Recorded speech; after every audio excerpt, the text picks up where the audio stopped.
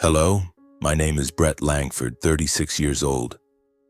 I live in Greenwich, Connecticut, or at least I've lived there for most of my life. Greenwich is an affluent town where multi-million-dollar mansions nestle behind lush green hedges and Bentleys glide by as if they were mere bicycles. But for me, Greenwich isn't a paradise of wealth.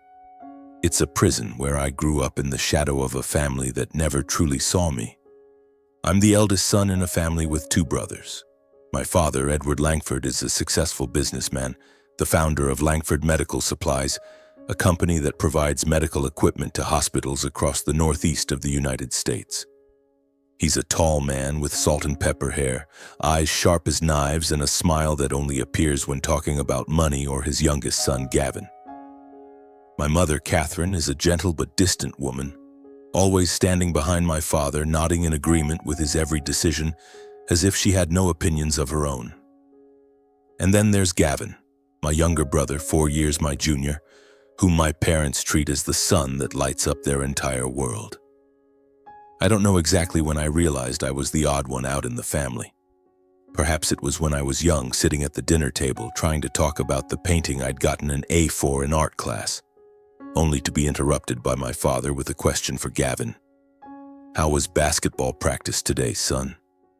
Or maybe it was when I stood in the backyard looking through the kitchen window, watching my mother stroke Gavin's hair and smile at him in a way she never did with me. Or perhaps it started even before I was old enough to understand from the day I was born. My father is superstitious, which is strange for a pragmatic man like him. He believes I'm the unlucky star of the family. This story has become a legend in our household, retold like a cautionary tale. When my mother was pregnant with me, my father's company was at its peak, with major contracts and money flowing like a river. But right after I was born, on a rainy October day in 1989, things started to go downhill. A major client pulled out. A shipment of faulty medical equipment led to lawsuits. My father lost half his fortune within 2 years. He called me a bad omen, though he never said it to my face. I overheard it in whispered conversations between him and my mother when they thought I was fast asleep upstairs. In contrast, when Gavin was born, like a miracle, my father's luck turned around. A lucrative contract with a chain of hospitals in Boston was signed the very month Gavin came into the world. The company expanded and money poured in again. My father called Gavin his lucky charm, and from then on he became the center of all attention. Gavin didn't have to try to be loved, he just had to exist. I remember one evening when I was about 8 years old, my father threw a lavish BBQ party in the backyard of our mansion. Wealthy neighbors, business partners, and even the mayor of Greenwich were there. I had spent the whole day preparing a wooden train model, something I'd made in shop class. I was excited to show it to my father, thinking he'd be proud. But he barely glanced at it, frowned, and then turned to pat Gavin on the shoulder, who was holding a basketball. "Look at my boy here," my father said to a business partner, his voice brimming with pride. "This kid's going to make the school basketball team, I bet." I stood there, train model in hand, feeling like I was dissolving into thin air. My mother wasn't much better. She wasn't as openly biased as my father, but her indifference hurt even more. When I fell off my bike and scraped my knees, she bandaged them hastily and told me not to make a fuss. But when Gavin had a mild cold, she took the day off work to cook chicken soup and sit by his side. I didn't envy Gavin, at least not at first. I just wanted to be seen, to be loved like he was. Growing up in that favoritism was like living in a house where every door was locked except one, reserved solely for Gavin. I learned to stay quiet, to hide my emotions. I became an excellent student, not because I loved learning, but because I thought if I was good enough, my parents would notice me. I topped my class, earned scholarships, joined the school debate team. But those achievements were like pebbles thrown into a lake, creating a few ripples before sinking into oblivion. Meanwhile, every time Gavin scored a basket in a game, my father would throw a lavish dinner to celebrate. I began to wonder if I really was the unlucky star. Was my existence truly making this family miserable? I lay in bed at night staring at the ceiling, imagining a world where I hadn't been born. Maybe my father would smile more. Maybe my mother wouldn't always look so tired. But I couldn't disappear, so I chose to live quietly. I did everything my parents asked, even if it meant giving up my own dreams. When I was 12, my father decided I had to attend St. George's Academy, a prestigious private school in Greenwich with exorbitant tuition and students from wealthy families. I didn't like the school. The kids there were arrogant, and I felt out of place. But my father said, "This is where you need to study to become useful to the family." I nodded, swallowed my fear, and complied. At St. George's, I studied hard, not out of passion, but because I thought high grades would make my father notice me. I topped the class, won math awards, joined the debate team. But my father never attended award ceremonies. He was busy taking Gavin to basketball practice or signing new contracts. My mother sent flowers, but she never asked how I felt. When I was 16, my father decided I had to study business at Boston University, where he had gone. I wanted to study creative writing, to become a writer, to tell stories that would move people's hearts. But my father dismissed it. "Writing won't feed you," he said, his tone leaving no room for argument. "Business is the only path. After you graduate, you'll join the family company." I looked into his eyes, wanting to say I had my own dreams, but I didn't dare. I nodded, burying my dream of writing deep in my heart. Boston University was the longest 4 years of my life. I studied business, worked on group projects, joined clubs to pad my resume, all to make my father proud. But I felt like I was living someone else's life. I secretly wrote short stories at night, submitting a few to magazines, but I didn't dare tell my parents.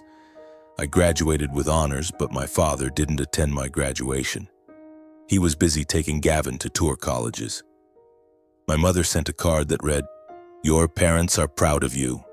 I stared at it, wondering, are you really? After graduating, my father demanded I join Langford Medical Supplies in the project management department. I hated the job. My father's company was an alien world, manufacturing medical equipment, negotiating with hospitals, cutthroat competition. I wasn't passionate about it, but I thought if I did well, my father would see me. I worked 12-hour days, managed contracts, proposed process improvements. Once, at 26, I pitched a marketing plan for a new product, inspired by the stories I used to write to attract customers. "Dad, this plan could boost sales," I said, sliding the proposal across his desk. He glanced at it, then pushed it back. "What do you know about real business, Brett?" he said coldly. "Gavin will join the company after he graduates. He's got natural instincts." I stood there, my heart shattering. Gavin hadn't even finished college, and he didn't care about medical equipment. But to my father, Gavin was always the only choice. I swallowed the pain and kept working. I thought if I tried harder, my father would see me.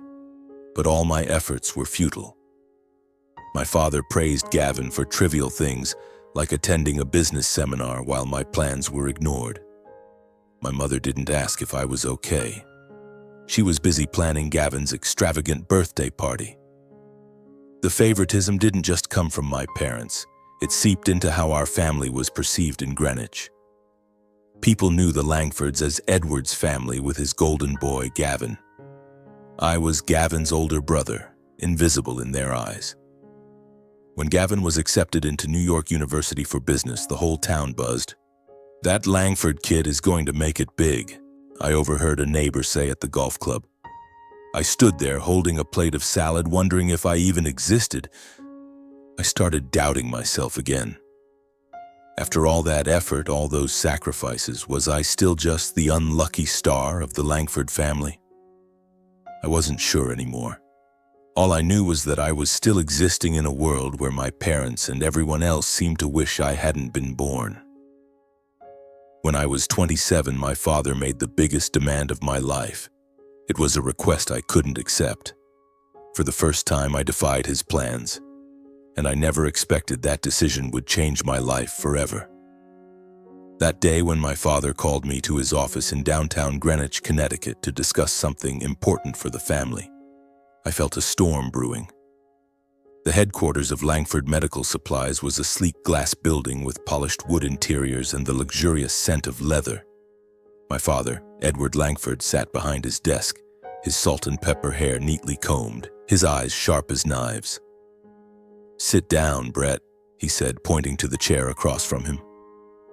I obeyed, my heart pounding, feeling like a schoolboy summoned to the principal's office, even though I was 27 years old.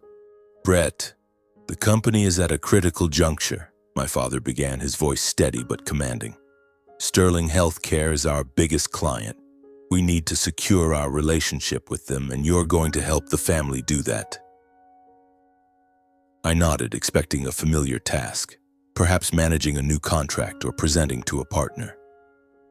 I'd done these things hundreds of times, always trying to prove my worth to my father, even though he never acknowledged it. But his next words made my blood run cold.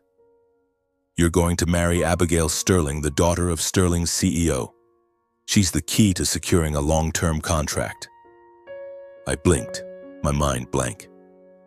Abigail? I'd met her a few times at company events, blonde hair, polite smile, always dressed in expensive designer dresses. She was kind, but I knew nothing about her beyond superficial greetings. Marriage? The idea felt like a boulder crushing my chest, making it hard to breathe. "Dad, I don't understand," I said, my voice trembling. "Marry Abigail? Why do I have to do that?" My father frowned as if I'd asked a stupid question. "Don't play dumb, Brett. This isn't about love or some romantic nonsense. It's about the family, the company, our legacy. Abigail is your chance to actually contribute something instead of messing things up like you always do." His words cut like a knife, stirring memories of all the times I'd pitched ideas for the company, only to have them dismissed or credited to Gavin, my younger brother, the family's lucky charm. I had sacrificed so much to please my father, giving up my dream of writing, studying business I didn't care for, working at the company despite his lack of pride in me. But marriage was different. It was my heart, my future. I thought of the love stories I wrote in secret about people finding each other against all odds. I couldn't imagine a life without love, not after everything I'd already given up.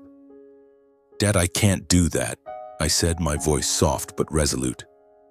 For the first time in my life, I dared to say no to my father. The air in the room seemed to freeze. My father stared at me, his expression shifting from surprise to fury. "What did you say?" he shouted, slamming his hand on the desk, making his water glass tremble. "You think you have a choice, Brett? You think this family needs you for anything?"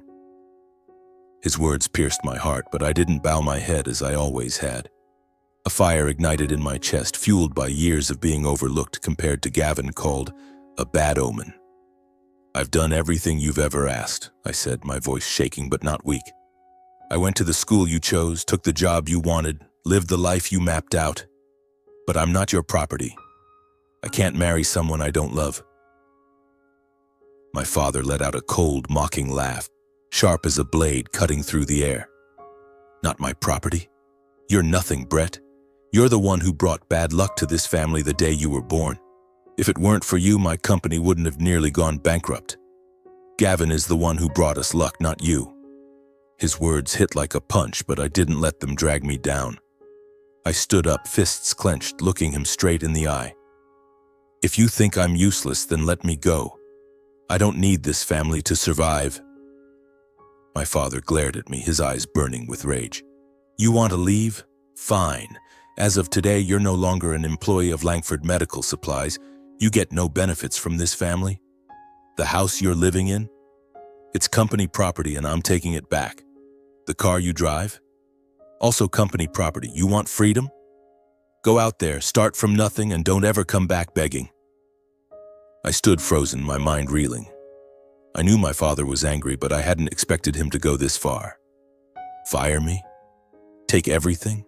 I had a few $100s in my wallet and a savings account with a couple thousand, not enough to last more than a few weeks in Greenwich, where everything was exorbitantly expensive. but I didn't beg for forgiveness. I turned and walked out of the office, feeling like the world was crumbling beneath my feet, but for the first time, I also felt a spark of freedom. The next day, I received an email from HR. My employment contract was officially terminated. My company bank account was frozen, and the car I used was repossessed immediately. I stood on a Greenwich street, a small bag with a few clothes and my handwritten notebooks, unsure of where to go. I had nothing, no job, no money, no family. But I had my dream of writing, the one thing no one could take away. I found a job as a waiter at a small diner in Greenwich, serving working-class customers far removed from the elite circles my family mingled with. The pay was meager, barely enough to rent a shabby shared room with two strangers, but I didn't complain. I bought a used laptop from a pawn shop and started writing.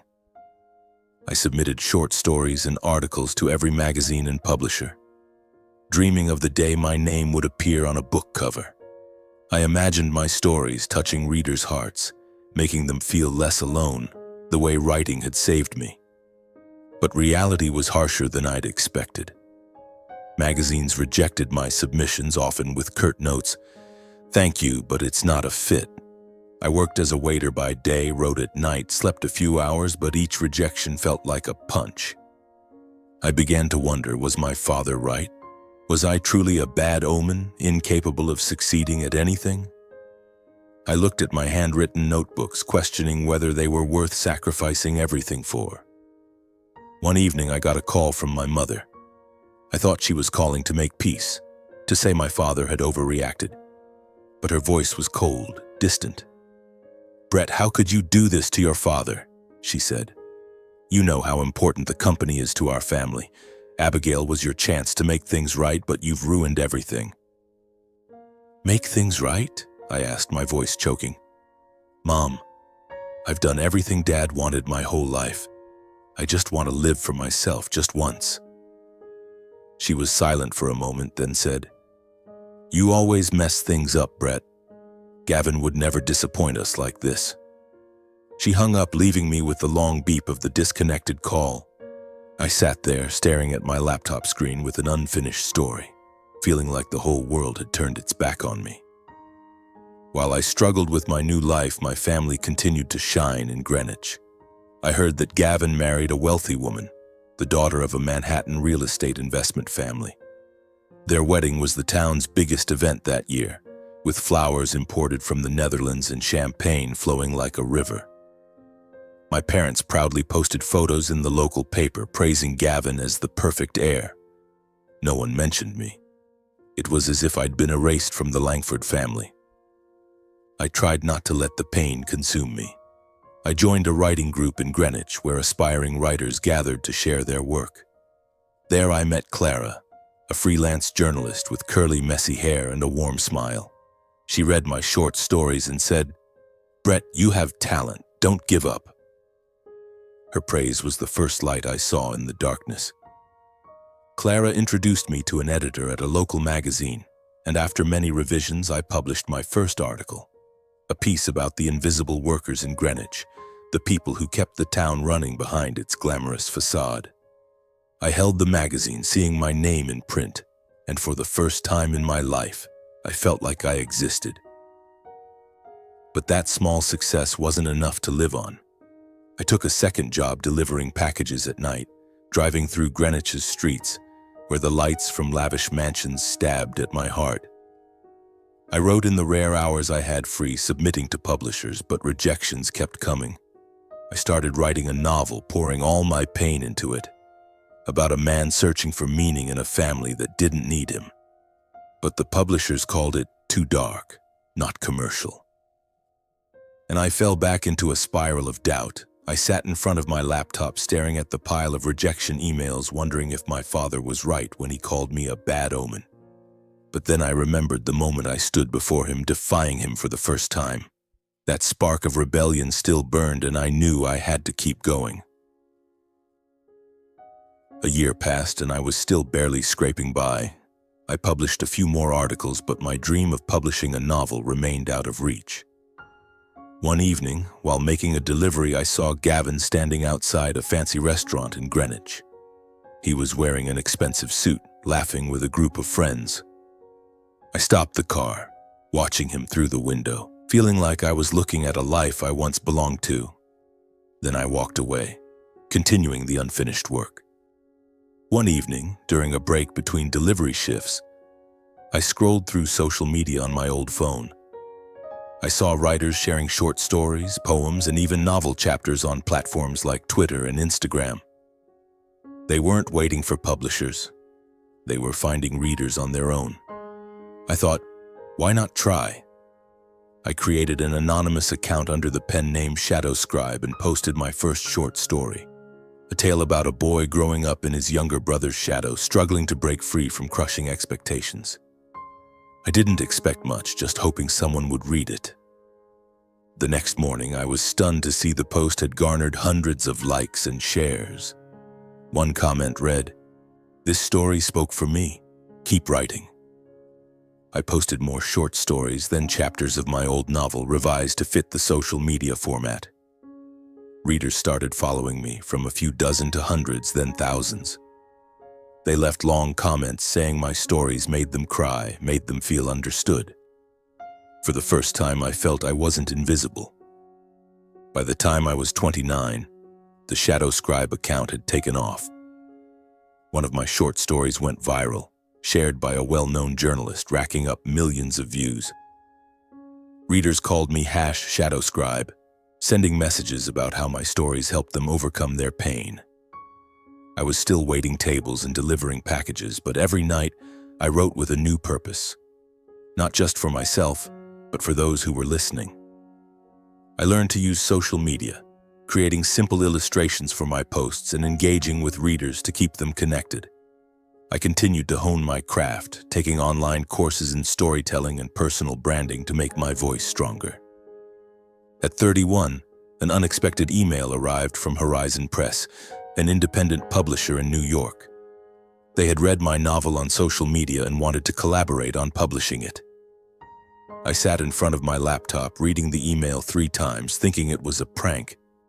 But when I met the editor at a small cafe, they said, "Your story has life. We want to bring it to readers worldwide." I signed the contract, my heart pounding, feeling like the dream I'd had since I was a boy writing in the dark was finally coming true. My novel In the Shadow of Stars was published when I was 32.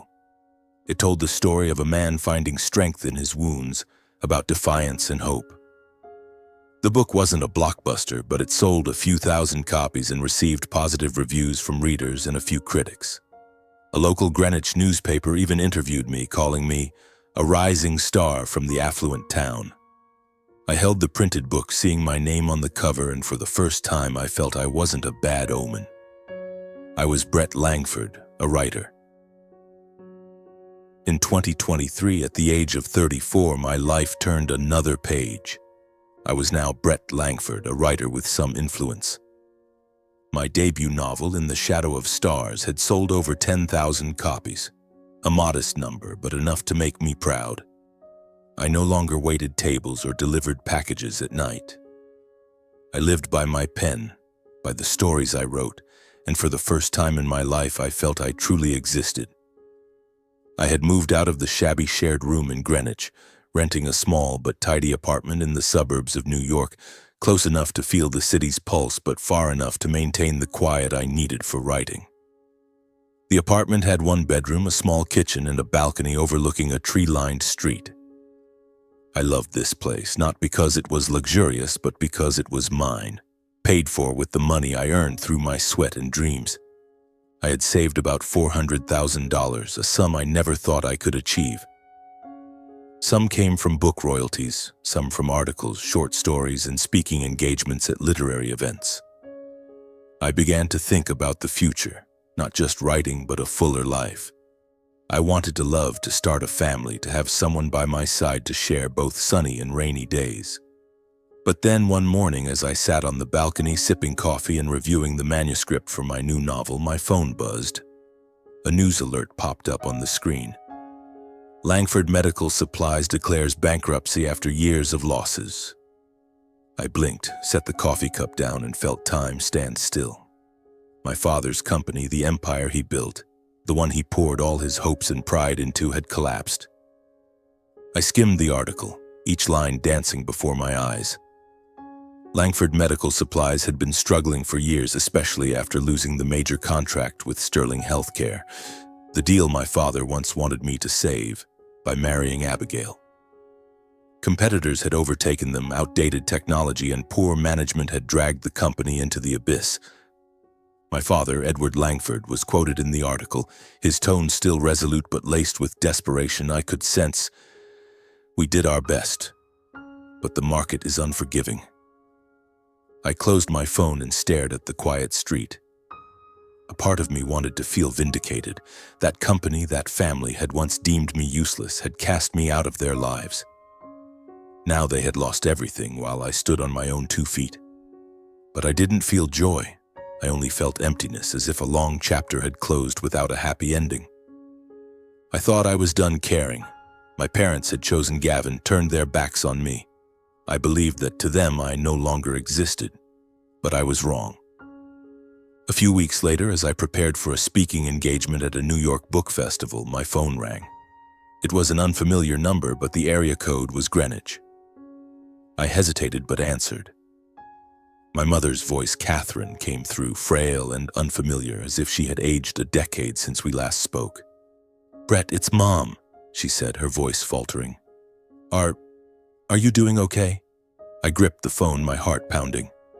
"I'm fine, Mom," I replied, trying to keep my voice steady. "What's going on?" She was silent for a moment, then spoke, her voice trembling. "The company. It's gone bankrupt. Your father sold the mansion to pay off debts. We're in a small rented apartment now, but things are tough, Brett. I know you're doing well. You're a famous writer now, aren't you? I just wanted to talk to you." I sank into a chair, my mind reeling. Doing well? Famous writer?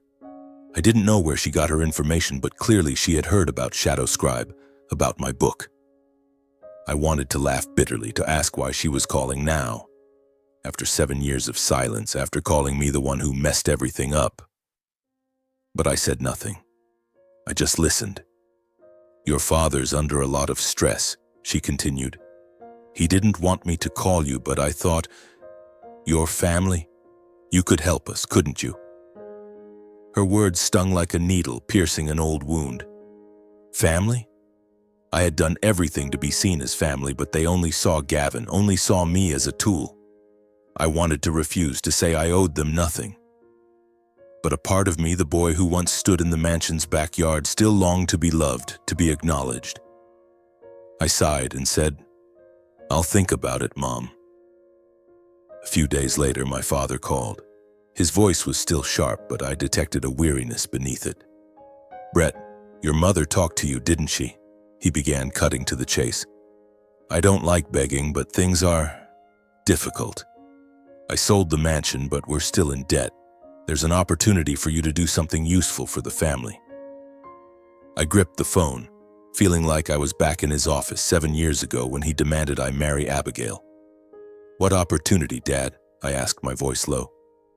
"I know of a penthouse in downtown Greenwich," he said.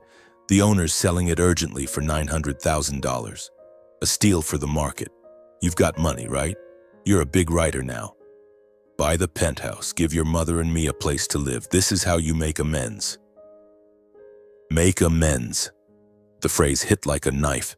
I wanted to scream into the phone, to ask what I had done to need to make amends my entire life. But I stayed silent, letting him continue. "It's a good opportunity," he said, his voice growing animated. "You could invest and the value will go up later, and your mother needs a decent place to live. She's not used to living in a rundown rented apartment like this." I closed my eyes, picturing my mother, the gentle but distant woman who never asked if I was okay when my father cast me out. I knew I owed them nothing, but I also knew I couldn't turn my back completely. Not because I wanted their love, but because I didn't want to become like them, cold, unfeeling. "I'll look into it," I said, then hung up. I lost sleep for nights, weighing the decision. $400,000 was everything I had. My sweat, my dreams, the future I built from nothing. Buying the penthouse meant borrowing $500,000 from the bank, a massive debt. I knew I didn't need that penthouse. I was content with my small apartment, its balcony, and the morning sunlight. But I thought of my mother, imagined her living in a cramped rented apartment, and my heart softened. I contacted the bank and applied for a loan. They approved it based on my book royalties and writing contracts, but I knew I'd have to work tirelessly to repay it. I signed the contract for the penthouse, a luxurious apartment in downtown Greenwich with large glass windows overlooking the town, gleaming wood floors, and a modern kitchen. At $900,000, as my father said, it was a bargain for Greenwich. But I didn't buy it for myself. I bought it so my parents would have a place to live, so they wouldn't face destitution. I told my mother they could stay there for free, that I'd cover the monthly loan payments. I stayed in my small apartment, living modestly as before. When I handed the keys to my mother, she hugged me the first time in years. "Thank you, Brett," she said, her eyes glistening. I smiled, but my heart felt empty. I didn't feel loved, only that I had done something right, even if it left me exhausted. A few months later, as my parents settled into the penthouse, my father called. I was in my apartment, editing the manuscript for my second novel. His voice over the phone was softer than usual, almost friendly. "Brett, I want to thank you for the penthouse," he said. "Your mother's happy. It's a good place." I nodded, though he couldn't see. "I'm glad you and Mom like it," I said quietly. We talked for a few minutes, mostly about the penthouse, about what I was writing. He didn't ask much, but I sensed a hint of interest, or at least, I wanted to believe it was there. As the call ended, I heard him say, "Goodbye, Brett," and I prepared to hang up. For a moment, I felt I had some worth to my parents. Maybe, just maybe, they had finally acknowledged me, seen me. But then a faint rustling sound came through, like he hadn't put the phone down. I paused, about to hang up, but curiosity made me hold on. And then I heard my father's voice, not speaking to me, but to someone else, perhaps a new neighbor. "That Brett, such an ungrateful son," he said, his tone bitter. "He only bought this penthouse to act superior, to make me indebted to him. But if it weren't for him, my company wouldn't have collapsed.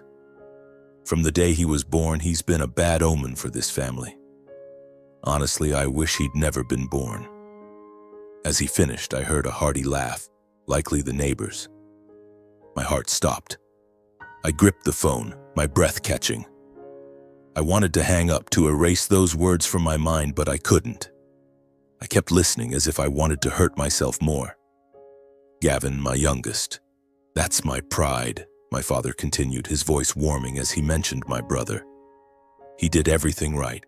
Married into a good family, built a future. If I'd only had Gavin, things would have been different." The neighbor's laugh rang out again, agreeing with him. I ended the call and sat motionless in front of my laptop, tears streaming down my face. I had sacrificed everything, my dreams, my money, my future, to help my parents, to prove I wasn't a bad omen. But to them, I was still the outsider, the stain on the Langford family. I came to a painful realization. My parents would never change. They would never see me, never love me the way they loved Gavin. I had spent my entire life chasing something that didn't exist, their approval. And now at 34, all my efforts to mend our relationship had once again crumbled into dust. My father's words over the phone, cutting like a knife, echoed in my mind. "That Brett, such an ungrateful son. If it weren't for him, my company wouldn't have collapsed." I sat on the balcony of my small apartment, watching the city lights flicker, feeling like the world was shrinking, leaving only me in a nameless pain. I had sacrificed so much.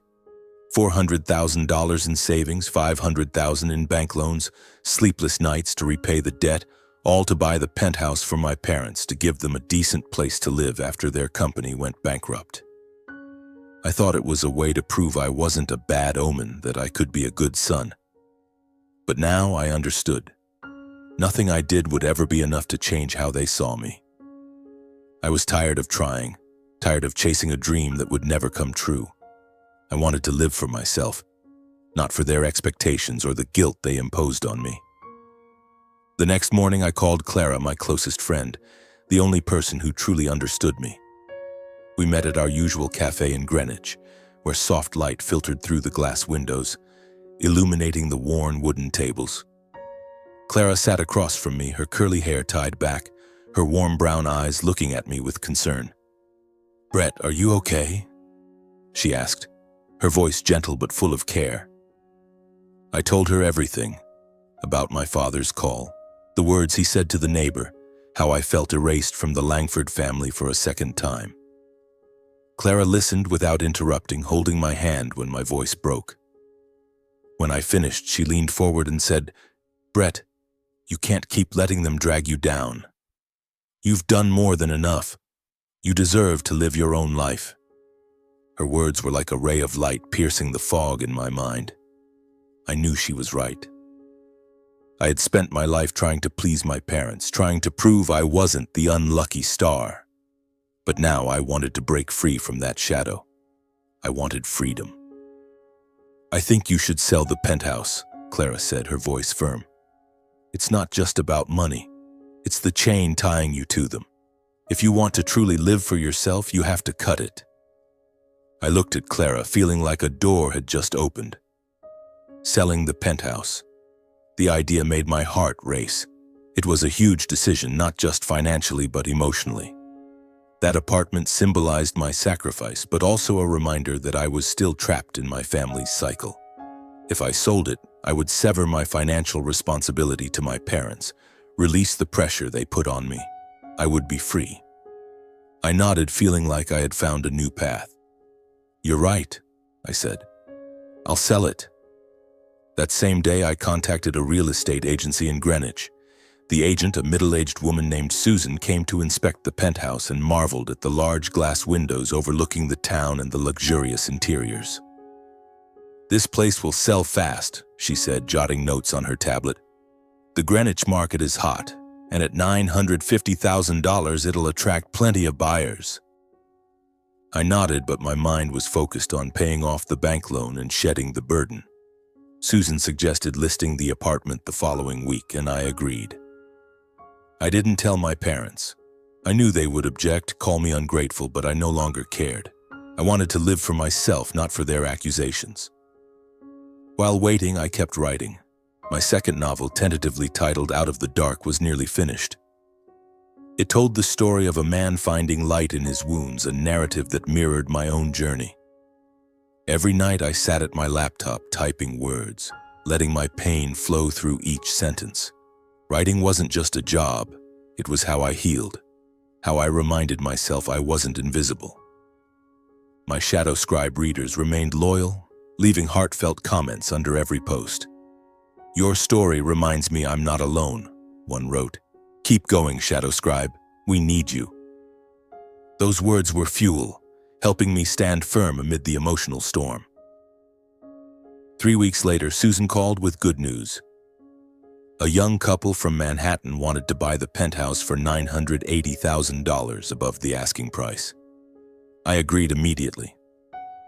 The money was enough to pay off the $500,000 loan and leave a substantial surplus. I felt a wave of relief, as if a boulder had been lifted from my chest. But that joy didn't last. That afternoon, my phone buzzed. It was my father's number. I hesitated, my heart pounding, but answered. His voice came through, sharp and furious, just like the day he fired me from the company 7 years ago. "Brett, what the hell are you doing?"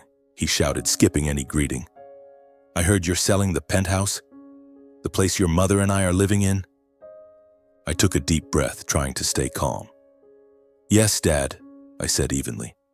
"I've found a buyer. I'm going to pay off the bank loan." "Pay off the loan?" he roared, his voice cracking with rage. "You think you can kick your mother and me out onto the street after everything we've done for you? You're an ungrateful son, Brett. You always have been." His words cut like a knife, but I no longer trembled as I once did. I had heard these accusations too many times. Ungrateful, bad omen, useless.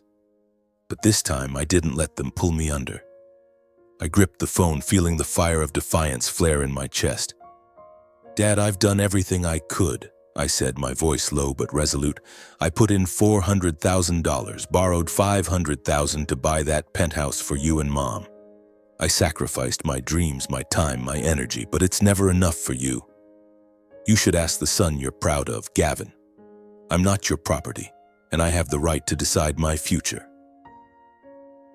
The line went silent, as if my father was stunned by my response. Then he let out a cold, mocking laugh, sharp as ice. "Who do you think you are, Brett? Some famous writer? You're nothing. If it weren't for me, you wouldn't even exist. You owe this family." I closed my eyes, picturing my father in his office 7 years ago, his piercing gaze, his commanding voice. But I was no longer the frightened boy. "I don't owe you anything," I said, my voice trembling with emotion. "I've paid enough. That penthouse is mine, bought with my money. I'm selling it, and you and Mom will have to find somewhere else to live. I'm done trying to please you." I hung up, my hands shaking. My heart pounded, but not from fear, from freedom. For the first time, I felt I had truly broken free from the shadow of the Langford family. A few hours later, my mother called. Her voice was frail, almost pleading. "Brett, how could you do this to us?" she said. "Your father's furious. We have nowhere to go. You're our son. You can't abandon your family." I listened, but the guilt I once felt was gone. "Mom, I've done everything I could," I replied, my voice gentle but firm. "I gave you and Dad a place to live, but I can't keep living for the family's expectations. I need to live for myself." She fell silent, then hung up. I knew she wouldn't understand, but I no longer sought their understanding. I had spent my life trying, and now I chose myself. The penthouse sold within 2 weeks. I paid off the bank loan with over $400,000 left. I kept some to invest in my writing, an editing course, a new laptop, a trip to Maine for novel inspiration. The rest went into savings as I thought of a future with Clara, a small house and children running in the yard. My parents moved out of the penthouse on the handover day. I didn't know where they went, and for the first time I didn't feel the need to know. My second novel, Out of the Dark, was published when I was 35. It didn't sell as well as In the Shadow of Stars, but it received glowing reviews from readers. "This story is a reminder that we can find light even in the darkest days," one critic wrote. I read those words, smiled, and felt I had found my own light. Clara and I started dating officially. She became the first to read my drafts, the one who sat with me on nights I doubted myself, the one who reminded me I didn't need my parents' approval to be happy. One evening, as we sat on my apartment's balcony, she said, "Brett, you're a writer, but more than that, you're the strongest man I've ever known. You stood up on your own, and I'm proud of you." Her words warmed my heart. I held her hand, feeling like I had finally found a true family, not one of blood, but of people who loved me for who I was. I still wrote as Shadow Scribe, but I was no longer anonymous. I began sharing my real name in posts and talks. I spoke about my journey, about a boy growing up in his brother's shadow, about a man finding strength in his wounds.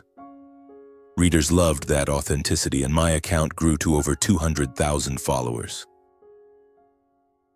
I stood on the balcony of my small apartment in the suburbs of New York, watching the sunset paint the tree-lined street golden. A gentle breeze swept through, carrying the scent of freshly cut grass and a peace I never thought I'd find. At 35, I was no longer the boy Brett Langford standing in the backyard of the Greenwich mansion, yearning for a glance from my parents. Nor was I the young man grappling with guilt, trying to prove I wasn't a bad omen. I was Brett, a writer, a friend, a lover, and above all, myself. The penthouse had been sold. The bank loan was paid off, and the chain tying me to the Langford family had been severed. But the journey to truly escape their shadow wasn't just about money or property. It was about learning to put myself first, about building a life based on love and respect rather than duty or manipulation. And now, looking back, I realized that every pain, Every sacrifice had led me to this place, a place where I finally felt enough. In the months after selling the penthouse, I spent a lot of time reflecting. I sat at my laptop not to write novels or short stories, but to write for myself. I jotted down memories. The evenings when my father interrupted my stories to ask about Gavin. The times my mother bandaged my wounds without a word, and the moment I overheard my father call me ungrateful over the phone. Those words were like puzzle pieces, helping me understand why I had spent my life chasing their approval. I once thought forgiveness meant erasing all the hurt, returning to being the dutiful son of the Langford family. But I learned a different lesson. Forgiveness isn't forgetting or reconciling. Forgiveness is letting go of the weight of resentment so it no longer controls me. I forgave my parents not because they deserved it, but because I didn't want to carry that pain anymore. I forgave, but I didn't call, didn't write, didn't try to reconnect. I set a boundary, not to punish them, but to protect my mental health. I knew my parents were still living in the suburbs of Greenwich in a small apartment, relying on savings and Gavin's support. I no longer contacted them, and for the first time I didn't feel guilty about it. I had done everything I could, given up dreams, sacrificed money, tried to please them. But they never saw me.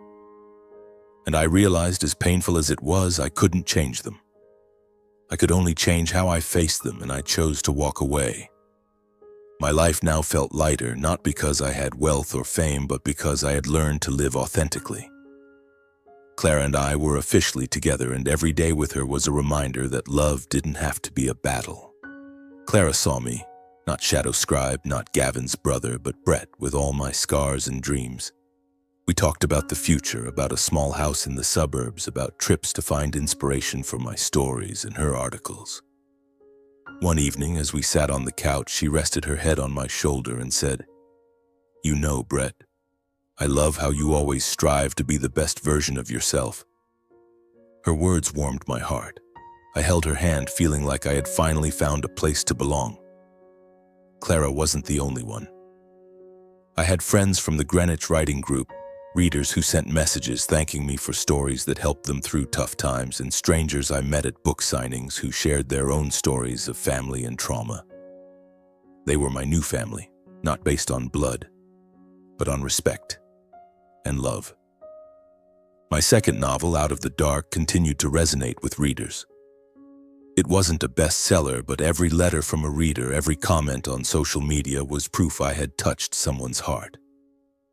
I started writing my third book, a story about forgiveness and boundaries inspired by my own journey.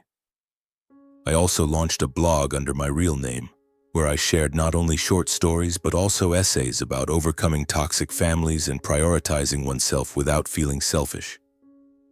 Those posts garnered thousands of reads, and I realized my story wasn't just mine.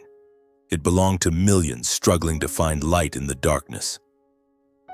One afternoon, I was invited to a literary conference in New York to speak about my writing journey and the power of storytelling.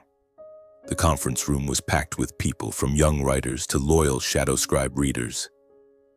I stood on the stage, lights shining in my face, but I wasn't afraid. I felt like I was exactly where I belonged. I began by telling the story of young Brett, a boy who grew up in a family that didn't see him, who thought he was a bad omen because his father said so. I spoke about the years of struggle, the penthouse I bought to save my parents, and the moment I realized I couldn't live for their expectations. I shared how I learned to forgive but also to set boundaries, and how I found a true family, not in blood but in those who loved me for who I was. Family isn't just blood, I said, my voice trembling with emotion. Family is the people who see you, respect you, and love you without demanding you sacrifice yourself. And if you're in a toxic family where you feel like you're not enough, I want you to know you have the right to set boundaries. You have the right to say no.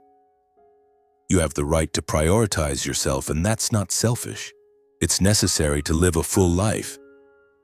The room fell silent, then erupted in applause. I looked out, seeing tearful faces, eyes that seemed to tell their own stories.